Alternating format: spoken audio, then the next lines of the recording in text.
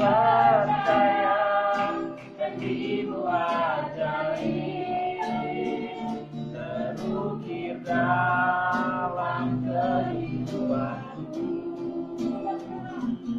Berserah di dalam kekuatanmu, segalanya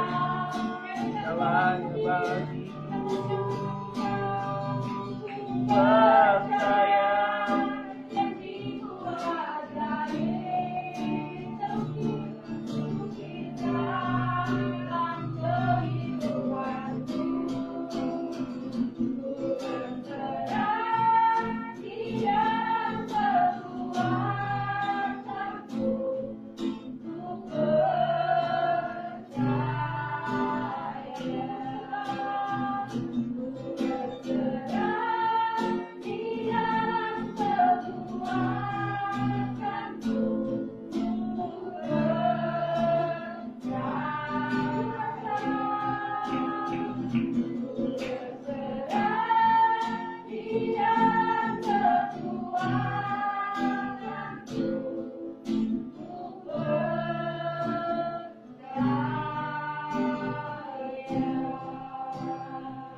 Tuhan, terima kasih buat malam hari ini Tuhan, buat kemurahan Tuhan. Kami boleh kembali dikumpulkan, kami boleh kembali mendengar kebenaran firman Tuhan. Kami bersyukur untuk kesempatan malam hari ini Tuhan, dengan segala sukacita yang Tuhan hadirkan di tengah-tengah kami. Kiranya anugerah Tuhan juga memimpin setiap rekan-rekan kami Tuhan di dalam perjalanan mereka yang akan tiba di sini, juga Tuhan pimpin tanpa kekurangan sesuatu apapun. Juga untuk hamba-Mu ini ya Bapak, kiranya urapi ucap bibir hamba-Mu ini sehingga yang disampaikan hanyalah kebenaran firman Tuhan saja. Urapi setiap hati dan pikiran kami agar kami boleh menerima berkat daripada firman Tuhan malam hari ini. Terpujilah nama Tuhan. Di dalam nama Tuhan Yesus Kristus kami serahkan persekutuan malam hari ini ke dalam tangan Tuhan. Biarlah setiap kita yang percaya katakan amin. Oke, kita akan coba melanjutkan di dalam tema lembaran yang baru.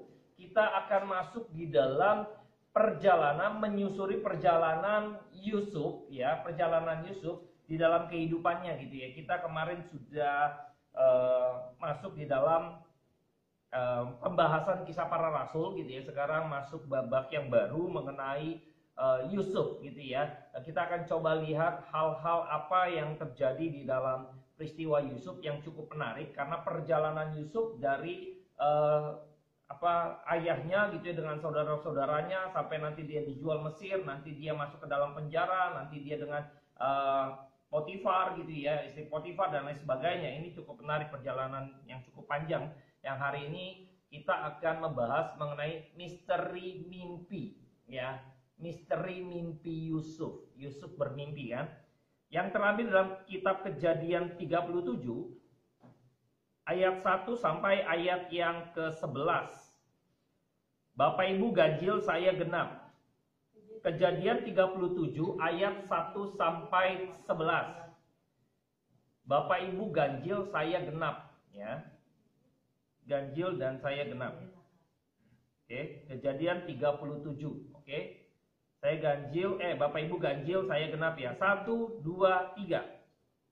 Adapun Yakub, ia diam di negeri penumpangan ayahnya, yakni di tanah Kanaan. Inilah riwayat keturunan Yakub. Yusuf tak kalah berumur 17 tahun, jadi masih muda. Biasa menggembalakan kambing domba bersama-sama dengan saudara-saudaranya, anak-anak Bilha dan Zilpa, kedua istri ayahnya, dan Yusuf menyampaikan kepada ayahnya kabar tentang kejahatan saudara-saudaranya. Saya lebih mengasihi Yusuf dari semua anak-anaknya yang lain, sebab Yusuf itulah anaknya yang lahir pada masa tuanya, dan dia menyuruh membuat jubah yang amat indah bagi dia. Setelah dilihat oleh saudara-saudaranya bahwa ayahnya lebih mengasihi Yusuf dari semua saudaranya, maka bencilah mereka itu kepadanya dan tidak mau menyapanya dengan ramah. Pada suatu kali dipanggillah Yusuf, lalu ibunya itu diceritakannya kepada saudara-saudaranya, sebab itulah mereka lebih benci lagi kepadanya. Karena katanya kepada mereka, coba dengarkan mimpi yang kumimpikan ini.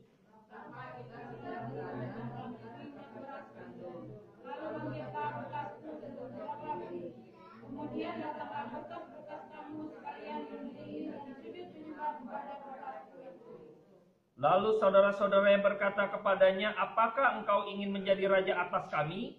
Apakah engkau ingin berkuasa atas kami? Jadi makin bencilah mereka kepadanya karena mimpinya dan karena perkataannya itu. Lalu ia memimpikan pula mimpi yang lain, yang diceritakannya kepada saudara-saudaranya. Katanya, aku bermimpi pula, tampak matahari, bulan, dan segala bintang sujud menyembah kepadaku. Setelah hal ini diceritakannya kepada ayah dan saudara-saudaranya, maka ia ditegur oleh ayahnya, mimpi apa mimpimu itu? Masakah aku dan ibumu serta saudara-saudaramu sujud menyembah kepadamu sampai ke tanah? Maka ingatlah saudara-saudaranya kepadanya. Tetapi ayahnya menyimpan hal itu dalam hatinya. Yusuf sangat dikasihi oleh Yakub gitu ya, karena di usia yang sudah cukup tua gitu ya, itu mendapatkan seorang anak laki-laki yang diberi nama Yusuf gitu ya.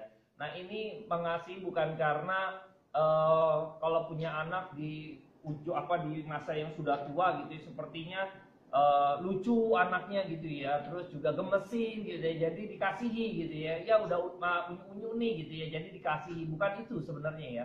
Jadi bukan karena si Yusuf dia unyu-unyu gemesin gitu ya, lalu maka dicintai oleh ayahnya atau dikasihi oleh ayahnya. Tidak demikian ya.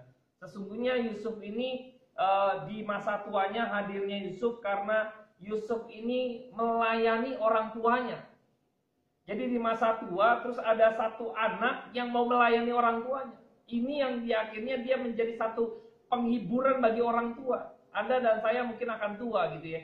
Satu kali gitu ya. Kalau ada anak kita kan udah tua, kita udah susah gitu ya, jalan aja rentang gitu lah sebagainya. Apalagi kalau kita sakit, itu tentu kalau anak yang suka ngurusin kita, kita mengasihi banget loh. Ya benar ya Bapak Ibu ya. Jadi kalau kita nanti sudah tua gitu ya, kalau anak yang ngurusin orang tua, sama orang tua, bukan masalah dia taat, tapi dia mau ngurusin kita, itu kita sayang banget tuh. Ya, ketahuan sekali. Nah, Yusuf kan harusnya dia paling muda, ya kan? Harusnya yang melayani itu kakak-kakaknya, karena kakak-kakaknya kan sudah lebih dewasa, atau benar nggak? Harusnya kan lebih taat, lebih sama orang tua, ya kan? Tapi kenapa Yusuf gitu loh, yang justru lebih taat, yang justru lebih mengasihi, yang justru lebih mau melayani orang tuanya, Yakub yang sudah tua. Bayangkan Bapak Ibu, ya, anak bontot yang harusnya dimanja. Jadi bukan bicara Yusuf ini anak yang digemesin gitu, terus akhirnya dimanja sama orang tuanya. Tidak. Jadi kelihatannya dikasih jubah lain sebagainya. Jadi wah itu anak manja tuh anak papa gitu kan. Tidak demikian ceritanya. Ngebacanya bukan seperti itu Bapak Ibu. Jadi karena Yusuf ini melayani orang tuanya, melayani Yakub. Ya, kita tahu pada tadi ditulis umur usia 17, mengembalakan kambing domba gitu ya. Kira-kira ini baru beranjak usia 17 ya. Nah, bayangkan Bapak Ibu masih muda. Tapi dikasih tanggung jawab mengembalakan kambing domba gitu loh. Pekerjaan yang cukup berat, yang cukup tanggung jawabnya harusnya dilakukan oleh orang-orang yang lebih dewasa. Misalnya dia harus udah cukup kurang lebih 30 tahun. Karena dianggap bisa fight gitu loh. Kalau ada beruang atau macan pun dia bisa berantem kira-kira gitu. Kalau usia 17 ini masih muda lah gitu ya. Ngadapin tantangan mungkin dia takut kan gitu ya. Wah macan nih gitu loh. Baru-baru lulusan kan gitu kan. SMA kan gitu kan, baru lulusan nih gitu loh, belum siap ke dunia kerja. Anak kita aja sekolah kan SMA tuh usia-usia 17-an gitu kan, baru masuk ke dunia kuliah nih, college gitu loh. Sedangkan Yusuf sudah mengembalakan kambing domba yang penuh resiko, Bapak Ibu bayangkan ya, pekerjaan gembala tuh resiko ketemu dengan hal-hal yang jahat gitu ya, binatang buas dan lain-lain, dan dia harus bertanggung jawab atas kambing dombanya gitu loh. Nggak gampang ngatur orang aja susah Bapak Ibu. Orang bilang ya mendingan ngatur binatang gitu ya. Kebun binatang tuh lebih gampang nurut dibanding ngatur manusia gitu ya. Sama.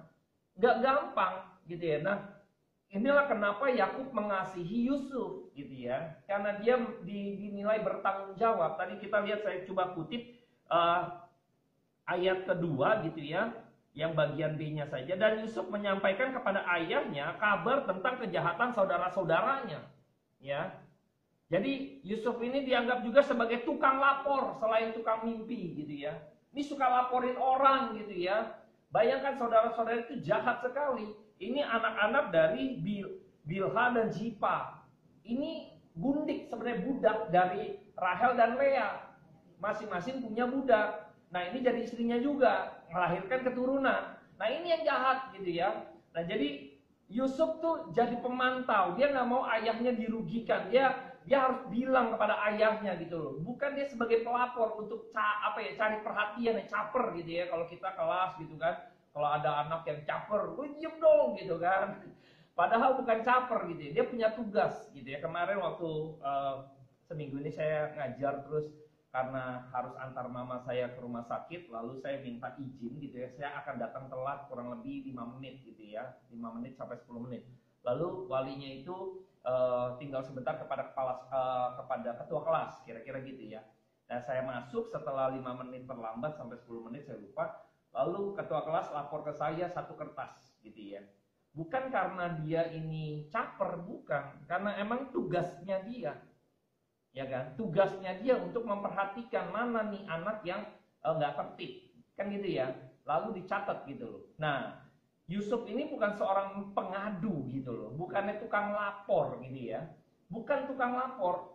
Yusuf ini dia mau bekerja dengan sebaik-baiknya gitu loh. Dia menyatakan kebenaran, dia menyampaikan kebenaran. Pak, ini yang terjadi, si ini jahat loh, dia ini loh curang loh, lain sebagainya. Dia lapor kepada ayahnya gitu loh. Karena dia juga sadar dia ini sebagai anak yang paling bontot gitu ya. Yang paling bontot akhirnya juga tidak punya kuasa untuk menegur. Sulit kan untuk menegur kakak-kakaknya. Orang junior menegur senior itu susah setengah mati Bapak Ibu.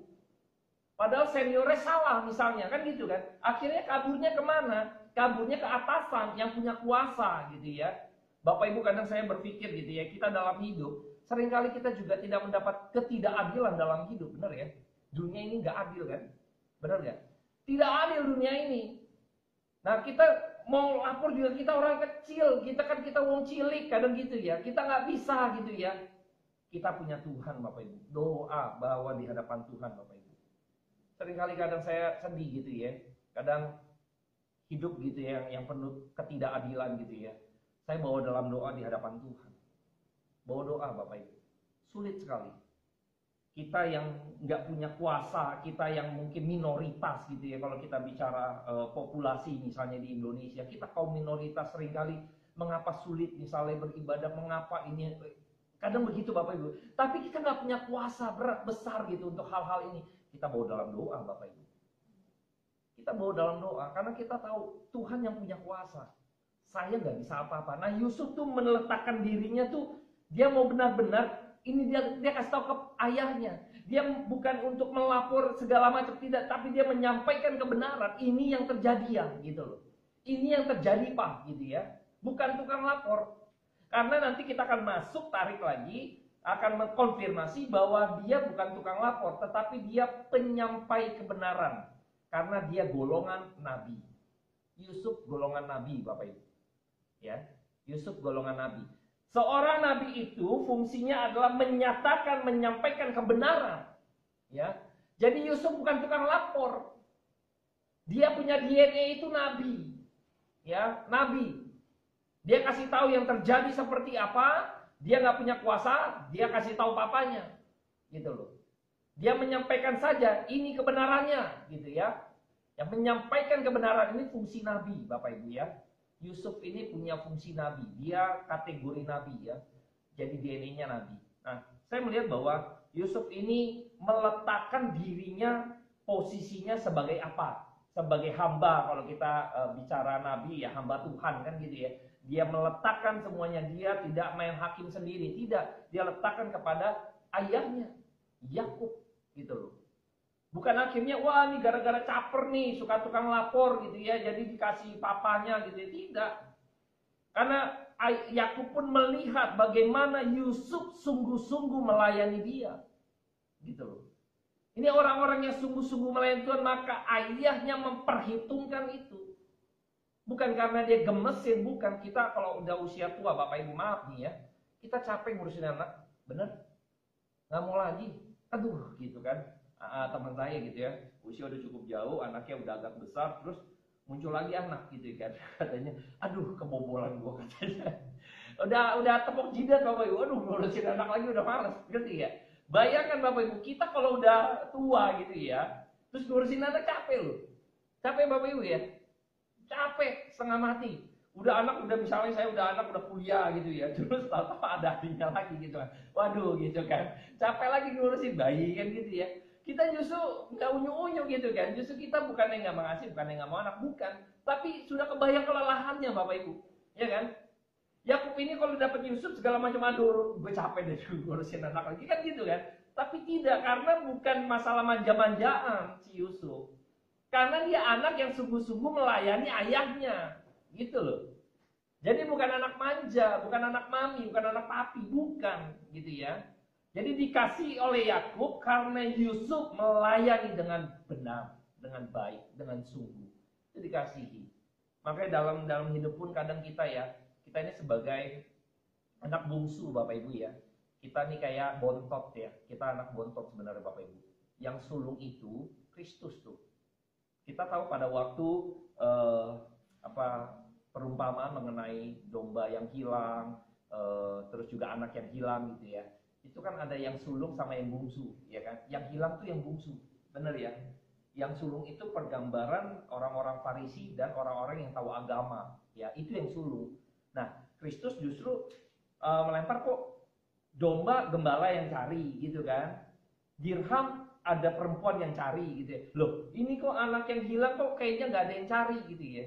Karena dipertunjukkan untuk engkau yang sulung nih harusnya cari. Nah, Kristus sebagai yang sulung, dia mewakili itu. Dia sebagai yang sulung mencari yang bungsu. Kristus sebagai yang sulung. Nah, kita yang bungsu, yang kita diselamatkan oleh Kristus. Yang mencari kita. Nah, Yusuf ini anak bungsu gitu loh. Ya, anak bontot, kita yang anak bontot ya. Bagaimana ketika akhirnya Tuhan mengasihi kita gitu loh. Luar biasa ya. Makanya ketika kita tahu kita dikasihi Tuhan, harusnya kita, hubungan kita dengan Tuhan sama seperti Yusuf loh, anak bungsu yang akhirnya mendapat kasihnya daripada ayahnya. Ini kita orang-orang yang sebenarnya mendapat kasih daripada Allah Bapa ini. Jangan main-main Bapak Ibu dalam hidup kita. Maka pada waktu itu Yakub memberikan jubah yang indah. Sebagai satu, bahwa ini perwakilan dari ketika kamu harus ke saudara-saudaramu, dia kan sebagai apa ya, jadi pengawas gitu ya, ngecek kakaknya, saudaranya ngebalen domba gitu ya, seperti diangkat oleh ayahnya, maka diberikan jubah supaya tahu bahwa ini saya mewakili daripada ayah. Dikasih legalitas gitu ya, dikasih materai lah kira-kira, ini jubah yang ayah kasih. Maka pada waktu dia datang gitu ya, mewakili ayahnya gitu loh sebenarnya. Ya, biar tahu oh ini, tapi mereka pada iri semua Bapak Ibu. Heran ya, nggak seneng lihat orang diangkat gitu ya. Ini seringkali penyakit lama gitu ya. Kita ini seringkali gitu ya. Yang apalagi kalau kita di masa digital gini sebenarnya udah nggak bisa Bapak Ibu ya. Karena kadang seringkali saya ngelihat ya, kedewasaan itu muncul nih kayak gini-gini nih. Ketika misalnya kita tahu nih kita udah nggak mampu gitu ya. Tapi kita nggak pengen orang yang mampu itu menggantikan kita gitu ya. Lebih hebat dari kita nggak mau tuh. Udah ketahuan tuh. Itu berarti mindsetnya itu kolot tuh. Orang-orang kayak gitu justru itu adalah orang-orang yang kerdil Bapak Ibu. Orang-orang yang kerdil adalah mikirnya jangan sampai ada orang yang lebih daripada saya. Itu orang-orang kerdil. Ya. Ini saudara-saudara Yusuf juga orang-orang kerdil. Kalau bisa disingkirkan dia. Ya, maka mereka nanti punya rencana jahat di bagian berikutnya. Nanti kita akan bahas bagaimana ketika Yusuf harus dijual, gitu ya. Kita akan bahas di misteri mimpinya dulu. Nah, pada waktu Yusuf itu datang, gitu, lalu dia ceritakan, gitu ya. Nah, ini waktu ceritain dia juga bukan seorang pemimpi yang akhirnya dapat tasyau, mungkin dapat pencerahan, dia cerita saja, gitu ya. Tidak, Bapak Ibu. Dia bukan ahli apa ya orang bilang tuh ngelihat gitu ya, menerawang gitu ya. Bukan dukun dia. Dia bukan dukun. Karena pada waktu itu juga di dalam perjanjian lama, Tuhan menyatakan ya sesuatu yang mau dia sampaikan itu melalui mimpi. Ya. Tuhan mengatakan sesuatu, menyampaikan pesan melalui mimpi. Waktu di perjanjian baru pun kita tahu pada waktu Petrus kita sudah pernah bahas. Pada waktu itu dia dapat satu penglihatan, ya kan? ada turun gitu ya, makanan yang haram dan lain sebagainya, Tuhan suruh makan gitu ya. Ini kan ada maksud Tuhan gitu ya, penglihatan. Nah, Yusuf pun demikian, dikasih mimpi. Saya lebih membacanya visi gitu ya. Jadi dikasih visi, Tuhan mau apa gitu ya. Bukan sekedar mimpi gitu ya. Bukan seperti kita mimpi kecapean, mimpi ke bawah mimpi gitu ya. Kita ngefans sama misalnya BTS atau Blackpink, ke bawah mimpi kayak konser gitu ya. Bukan kayak gitu. Bukan yang kita orang-orang yang akhirnya karena dipikirkan terus ke bawah mimpi gitu ya. Kan kadang kayak gitu ya, kita saking ngefansnya sama sesuatu gitu ya, lalu ke bawah mimpi itu gitu ya. Waduh gitu ya, seperti idola kita. Bukan seperti itu. Jadi ini mimpi yang emang visi daripada Tuhan yang mau Tuhan kerjakan. Nah, Yusuf dikasih tahu. Ya. Yang menarik di sini adalah Yusuf tidak bilang saya mau jadi raja. Ya kan? Siapa yang tafsir? Saudara-saudaranya dan ayahnya, betul? Dia cuma menyampaikan, saya dapat mimpi saya begini. Dia menyampaikan itu tok, bayangkan. Dia nggak bilang saya mau jadi raja, tidak. Siapa yang tafsir itu? Mereka. Nah, Tuhan kadang kasih penghiburan di situ. Herannya, Tuhan nggak kasih mimpi dia masuk penjara ya. Kenapa berkas-berkas gitu ya? Kayaknya enak kan? Bener ya? Mimpinya enak loh. Wah, langit, bulan, matahari, bintang-bintang menyembah, ya kan? Kan enak. Tapi kenapa nggak dikasih mimpi masuk penjara atau masuk ke sumur gitu kan? Kok kenapa nggak dikasih kayak gitu? Mimpinya. Tuh mimpinya yang enak, misalnya gitu ya. Seringkali Tuhan ketika tahu bahwa Yusuf tuh dikelilingi musuh-musuhnya, tuh Tuhan kayak memberi penghiburan buat Yusuf, buat anaknya. Seringkali dalam hidup kita sepertinya sekeliling kita jahat sekali orang-orang gitu ya, atau apapun yang ada di sekeliling kita toksik gitu ya. Seringkali Tuhan memberikan penghiburan buat setiap kita agar iman kita diteguhkan. Itu kadang demikian Bapak Ibu ya. Maka jangan kecut Bapak Ibu. Saya terus terang ketika saya kan harus mempersiapkan tema gitu, setelah ini habis ini apa gitu ya, segala macam. Ketika saya persiapkan ini Bapak Ibu, saya merasa terhiburkan loh Bapak Ibu. Saya merasa terhiburkan Bapak Ibu. Nggak mudah Bapak Ibu. Kita kadang dalam aduh kok kenapa gitu ya, segala macam, susah sulit sekali, bergumul dalam khususnya dalam membangun persekutuan. Nggak gampang Bapak Ibu. Tapi Tuhan kayak kasih penghiburan gitu loh. Waktu ngajar capek gitu ya, waktu Covid gitu, ini kesaksian dikit gitu ya. Lalu ada seorang murid WhatsApp saya, aduh penghiburan sekali gitu ya. Nanti kalau saya udah gede mister, saya mau seperti mister, ngajar katanya. Waduh itu kayak apa ya, udah capek lelah gitu ya, terus dapat WhatsApp gini gitu. Kayaknya gimana gitu Bapak, nggak ada duitnya, bukan kayak ketemu duit 500 juta gitu, enggak. Tapi sukacita itu, kayak berasa itu loh, saya nih nggak sia-sia loh, saya mengajar lalu saya bisa menjadi inspirasi buat siswa saya, bayangkan ya, nggak gampang loh Bapak Ibu loh. Tapi langsung, kadang Tuhan kasih penghiburan dan demikian Bapak Ibu. Demikian pun Yusuf. Yusuf di tengah-tengah orang-orang yang membenci dia, yang iri kepada dia, Yusuf juga bingung apa yang mau diiri, gitu loh. Dia kerja lebih bagus, kenapa iri? Kalau kamu mau bisa lebih bagus gitu kan, lakukan kan, harusnya gitu. Jadi sebenarnya iri adalah menunjukkan bahwa orang itu nggak sanggup apa yang kau kerjakan. Itu konklusinya tuh orang iri.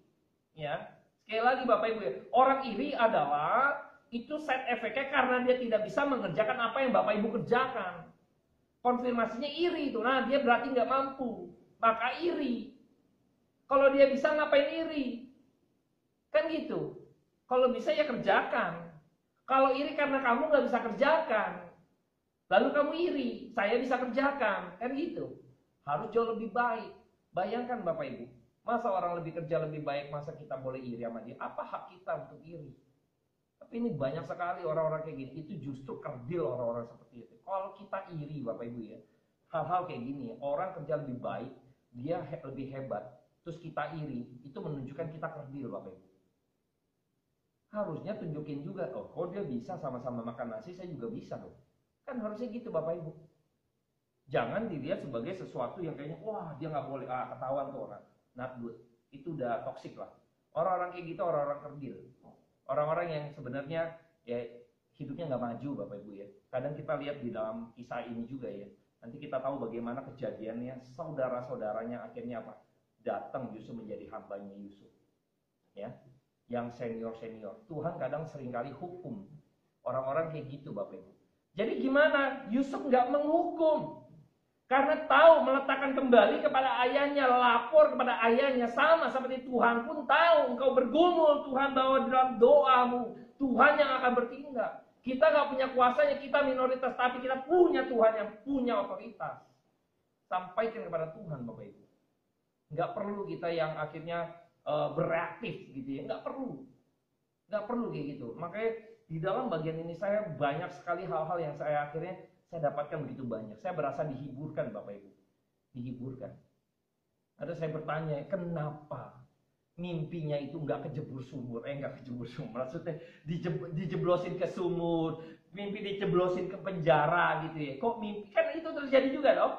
Kenapa nggak itu yang dihadirkan mimpinya?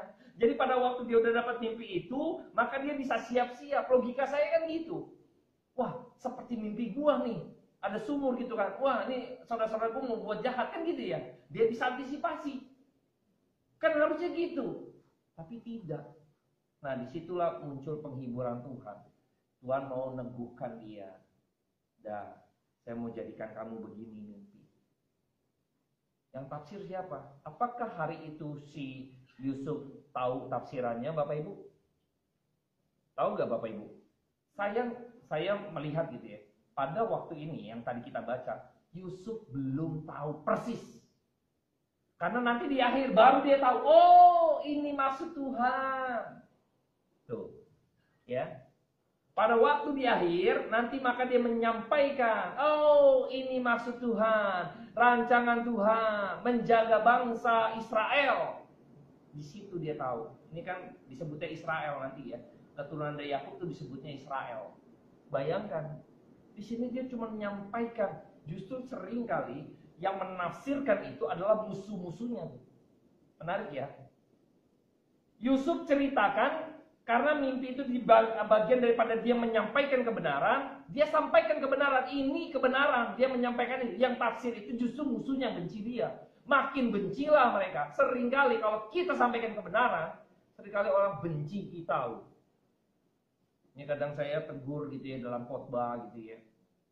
Kadang ada ya yang mungkin nggak tahu ya, saya berharap di sini dewasa iman gitu ya. Males gitu ya ngambek, Pak Hengki nyinggung saya gitu ya. Jadi nggak mau datang lagi gitu ya. Saya harap nggak ada yang demikian. Tapi kalau ada yang demikian, biarlah kita bertobat gitu ya. Tidak ada Bapak Ibu untuk secara pribadi gitu. Tidak ada Bapak Ibu. Karena kebenaran harus disampaikan gitu. Saya pernah bilang kan pada waktu saya menyampaikan kepada firman Tuhan yang diundang di dalam satu komunitas gitu ya. Saya sudah siapkan tema ini bertentangan dengan kesaksian dia, tapi saya juga tetap sampaikan. Dia nggak senang ya sudah, mau gimana? Yang penting Tuhan senang gitu loh. Bertentangan nih kesaksian dia gitu kan, doktrin kemakmuran, sedangkan saya ini mukjizat tidak pernah menghadirkan pertobatan sejati. Ini kan bertentangan. Ya kan? Tapi saya harus sudah persiapkan ya sampaikan gitu loh. Wah nggak enak nih, nanti nggak diundang lagi gitu kan. Langsung kita udah siapin gitu ya firman Tuhan ini gitu, lalu kita nggak enak nih gitu. Jangan Bapak Ibu ya, jangan nggak enak sama manusia. Kalau misalnya Bapak Ibu ya, kan Yusuf tahu saudara-saudaranya benci kan, ya kan, tahu kan. Dia ngapain sih ceritain mimpi ini? Kebayang nggak sih? Ini orang musuh gua, ini orang benci gua. Gua kalau cerita gini, mereka pasti mau gebukin gua bawaannya. Gua nggak usah ngomong kan? Diam aja dalam hati toh mimpinya. Boleh dong. Ngapain ini cerita musuh gua semuanya? Wah, gua ngomong gini benci deh, dia marah. Pasti benci nih. Tapi kenapa Yusuf tetap menyampaikan mimpi itu? Itulah seorang hamba Tuhan. Seorang hamba Tuhan. Dia adalah seorang nabi Tuhan. Dia nggak peduli orang lain mengusir atau tidak, tapi ini kebenarannya dia sampaikan. Itu yang harus menjadi bagian dalam hidup kita. Pegang prinsip Bapak Ibu. Ya.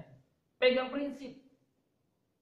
Kebenaran seperti ini ya sudah, orang mengusir mau gimana lagi gitu loh. Ini yang harus dibicarakan, ya bicarakan gitu. Ini yang saya lihat si Yusuf ini benar-benar dia menjalankan hidupnya, fungsi dia sebagai seorang nabi, dia sampaikan itu, ya. Bukan dia kaleng-kaleng gitu, enggak. Kalau pikir, aduh ini kan bisa aja namanya mimpi, diam saja gitu kan, atau ngomong sama papahnya gitu ya. Nah, Yakub ini menyimpan di dalam hatinya. Saya akan kutip saja. Maka ayat 11 saya bacakan, maka iri hatilah saudara-saudara kepadanya, tetapi ayahnya menyimpan hal itu dalam hatinya. Ya, ada satu pergumulan sama seperti Maria ketika mendengar berita gitu, lalu dia dalam hati menyimpan itu, Bapak Ibu ya. Dia tahu tuh, Yakub juga pernah dapat mimpi, Bapak Ibu. Pada waktu dia tidur di alas batu gitu kan, terus ada tangga turun ya kan, di kejadian sebelumnya gitu ya, naik tangga turun malaikat dan menyampaikan, pernah dapat mimpi juga. Dia akan janji Tuhan diceritakan kepada Yakub. Dia tahu tuh, wah ini pernyataan Tuhan, dia simpan itu. Pernyataan Tuhan yang dia juga tahu itu, dan dia menyimpan, tetapi saudara-saudaranya justru membenci dia, makin benci. Bayangkan Bapak Ibu, orang seringkali mau tegur gitu ya, mau ditegur oleh kebenaran firman Tuhan. Orang-orang yang benci gitu ya, itu orang-orang yang justru nggak mau diubahkan hidupnya. Masih ingat ketika peristiwa Kain dan Habel? Kain juga sama, membunuh Habel. Kenapa? Karena Habel juga bagian daripada kelompok nabi. Ketika Kain mempersembahkan, dia iri kan? Kenapa Habel yang diterima? Sesungguhnya Habel itu menyampaikan apa yang benar. Tidak dicatat Bapak Ibu ya. Tapi saya percaya gitu, Habel itu kalau beberapa tafsiran gitu ya, Habel itu menyampaikan, jadi dia tegur dosanya Kain. Ditegur terus, capek nih orang, gue matiin aja biar nggak ada suaranya. Kain justru meniadakan Habel, dia pikir gitu kan, ini negur saya mulu nih, tegur saya mulu, ya udah gue matiin aja lah biar nggak bisa ngomong lagi. Darahnya berbicara, tuh bayangkan, di situ tahu. Tuhan sudah peringatkan, Kain ditegur karena pasti gitu ya, di dalam kebenaran firman Tuhan di bagian lain nanti teman-teman bisa lihat di dalam perjanjian baru. Itu Habel itu kategori nabi. Dia menyampaikan apa yang benar. Pasti dia menegur kesalahan. Maka Kain begitu tidak, maksudnya nggak mau bertobat gitu ya. Dia justru tidak mau diusik. Ingat pada waktu orang-orang Farisi, ahli-ahli Taurat gitu ya, justru benci sama Kristus toh. Karena Kristus seringkali menyentil mereka, seringkali menegur mereka, mengkoreksi mereka yang salah. Justru, aduh nih orang nih, wah kita udah kalah pamor gitu ya, kita udah kalah debat nih, kita udah kalah berargumen, udah singkirin aja, matiin aja lah, biar gak bisa bersuara lagi, betul? Ini orang-orang yang tidak mau diubahkan hidupnya.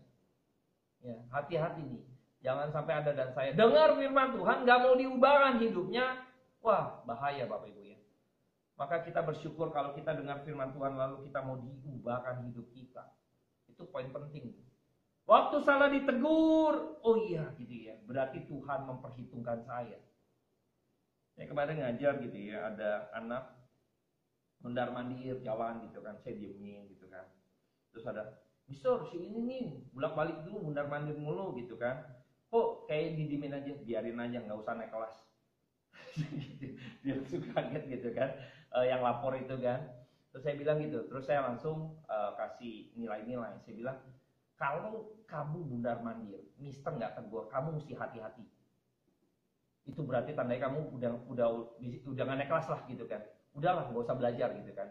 Kamu hati-hati kalau guru tidak tegur kamu kalau kamu melakukan kesalahan. Kamu dibiarin aja berisik gitu kan, dibiarin aja tuh soal nggak kelar gitu kan. Dibiarin aja itu, mau ngerti nggak ngerti, kumpul nggak kumpul, bodoh amat gitu kan. Itu hati-hati, tandanya nggak naik kelas tuh. Bapak Ibu gitu ya, ada dalam hidup ya. Tuhan baik, kalau misalnya kita tertegur, oh iya ya, saya berada di mana posisinya. Harusnya mereka bertobat, nggak perlu iri. Buat apa? Ya. Toh mereka saudara, bayangkan ya, misalnya ya, saya tidak ada iri misalnya gitu ya. Ini nanti kita lihat kisahnya menarik, nanti ada Ruben, ya, ada hubungan Ruben. Di antara yang lain, tadi kan yang kejahatan itu anak dari gundiknya tuh, yang jahat gitu ya, yang tadi diceritakan dalam Alkitab, bayangkan ya. Nah, di dalam kehidupan kita pun sama tuh. Kadang dalam hidup ini tuh kita juga mesti hidup ini menaruh kepercayaan bahwa prinsip ini yang harus saya jalankan. Orang suka nggak suka gitu loh. Saya mesti benar-benar lihat Tuhan gitu loh. Kan waktu kita mau tegur orang, ya kan, misalnya kita mau menyampaikan kebenaran tentu akan kontras kepada yang tidak benar. Benar ya? Kebenaran akan meluruskan yang tidak benar. Tapi waktu diluruskan kan sakit nih, ya. Waktu mau diluruskan sakit. Kita bengkok tulang, waktu mau dilurusin tuh sakit loh. Sakit Bapak Ibu. Tapi setelah itu beres gitu kan.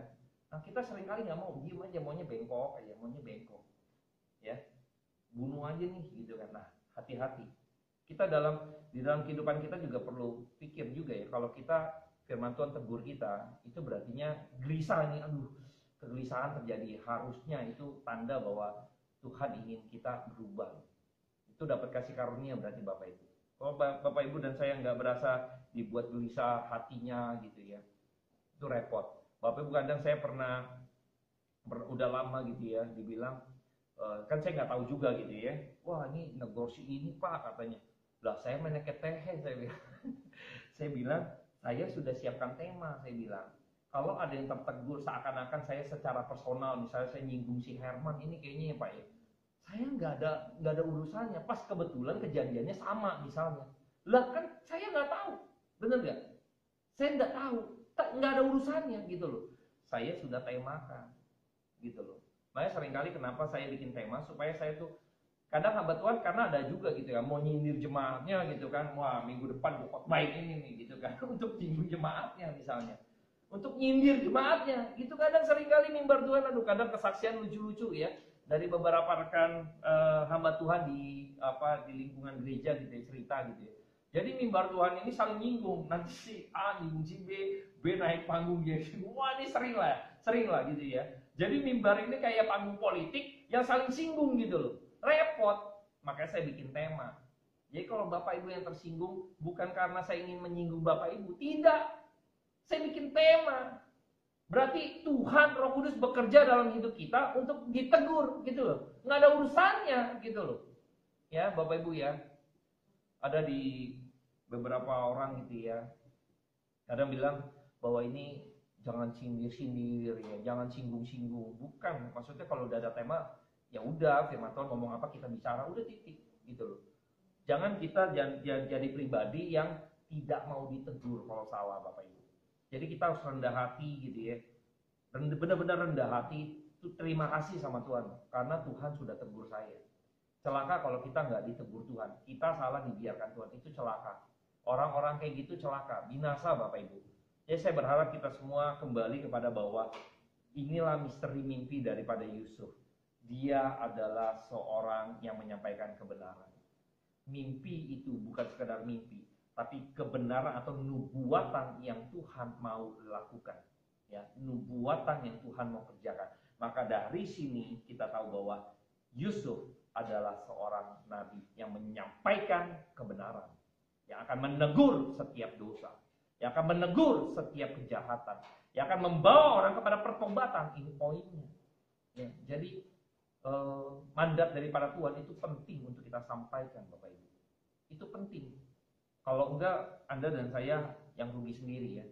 Saya berharap kita dewasa dalam iman kita, maka kita akan diperbarui hidupnya. Ya, jangan sampai kita nih mendapat pernyataan daripada Tuhan, terus kita malah iri atau benci, justru kita menolak, bahkan kita membunuh orang tersebut yang menyampaikan hamba Tuhan itu. Udah nggak usah dengar dia gitu ya, provokatif nadanya. Udah nggak usah ngikutin dia, udah nggak usah ingin dia gitu. Padahal yang ngomong benar, ya pendeta ini benar, misalnya hamba Tuhan ini benar, karena dia tersinggung maka dia provokatifin lagi. Jangan ke sini, itu mah ini, itu bahaya sekali. Dia seperti ingin meniadakan, seperti Kain membunuh Habel, ya ingin menyingkirkan daripada hamba Tuhan tersebut. Hati-hati Bapak Ibu ya. Nah nanti di bagian berikutnya kita akan lihat lagi bagaimana Yusuf dijual ke tanah Mesir. Jadi ini rangkaian gitu ya dari perjalanan Yusuf ya. Malam hari ini kita akan tutup kepada firman Tuhan. Saya akan berdoa buat setiap kita tundukkan kepala. Bapa dalam surga, kami mengucap syukur karena kekuatan daripada Tuhan saja untuk kami boleh mengerti kebenaran firman Tuhan. Hamba-Mu sadar ini penuh dengan keterbatasan, tapi biarlah pernyataan-pernyataan agung daripada kebenaran firman Tuhan boleh memberikan kekuatan bagi setiap kami. Biarlah Roh Kudus memberikan kami ingatan untuk kami boleh terus semakin hari merenungkan kebenaran firman Tuhan, terlebih lagi bagian-bagian penting memegang prinsip kebenaran firman Tuhan agar hidup kami boleh diubahkan. Berikan kami hati yang mau diubahkan, yang mau ditegur oleh kebenaran firman Tuhan. Mari Bapa, kami anak-anak-Mu yang dengan segala kelemahan, seperti domba-domba Tuhan yang tak berdaya, mohon perlindungan, mohon gembalakan kami dengan kebenaran firman Tuhan, sehingga kami tidak tersesat. Terpujilah nama Tuhan, kekal selama-lamanya sampai selama-lamanya. Amin. Kita akan memberi yang terbaik. Saya minta Bu Indra doa untuk kolektor. Silakan Bu Indra. Ya boleh.